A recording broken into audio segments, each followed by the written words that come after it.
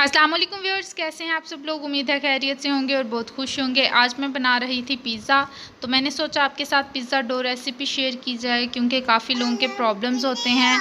जो डो है वो सॉफ़्ट नहीं बनती, क्रीमी नहीं बनती, तो अकड़ जाती है। तो उसके लिए मैंने सोचा आपके साथ भी रेसिपी शेयर कर लूँ। सबसे पहला टिप ये है कि आपने थोड़ा सा नीम गर्म पानी लेना है। उस पर मैंने 3 चम्मच जो है वो चीनी के टेबल स्पून जो है वो चीनी के ऐड किए हैं और उसको मिक्स कर लेना है।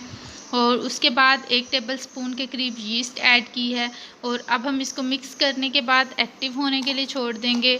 अगर आप डायरेक्ट ऐड करेंगे तो फिर ये उतनी यीस्ट जो है वो एक्टिव नहीं होगी, वर्क नहीं करेगी हमारे डो में।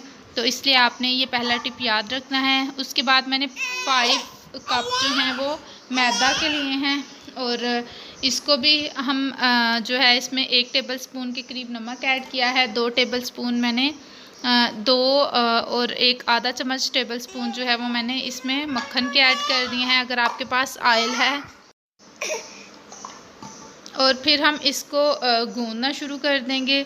और जो एक्टिव की भी हमारे पास यीस्ट है उसका पानी हम इसमें ऐड करेंगे। 1 कप हम नीम गर्म का दूध का ऐड करेंगे। अगर आपके पास दही अवेलेबल है तो वो ऐड कीजिएगा। लास्ट टाइम मैंने दही से बनाई थी और बहुत ही सॉफ्ट और क्रीमी सी हमारी डो बनी थी। पिज़्ज़े का बहुत टेस्ट जो है वो इन्हेंस हो गया था। तो ये टिप याद रखना है आपने यहाँ पे।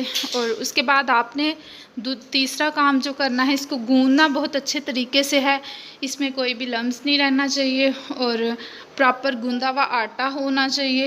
और जब गूंदने के बाद आपने एक डब्बा लेना है जिसका ढक्कन हो और आप उसको अच्छी तरह से कवर कर सकें। डब्बे को आपने ऑयल से ग्रीस कर लेना है और जो हमारी डो है उसको भी ऑयल से ग्रीस करने के बाद आप इसमें रख देंगे। 2 से 3 घंटे के लिए आप इसको रूम टेम्परेचर पे रख दें। और ये याद रखें कि आपने पिज़्ज़ा तब बनाना है जब आपकी डो जो है वो अपनी असल जो उसकी क्वांटिटी से डबल हो जाए, उस टाइम पे आप पिज़्ज़ा बना सकते हैं। आपकी डो रेडी है। दुआ में याद रखिएगा। चैनल को ज़रूर सब्सक्राइब कीजिए।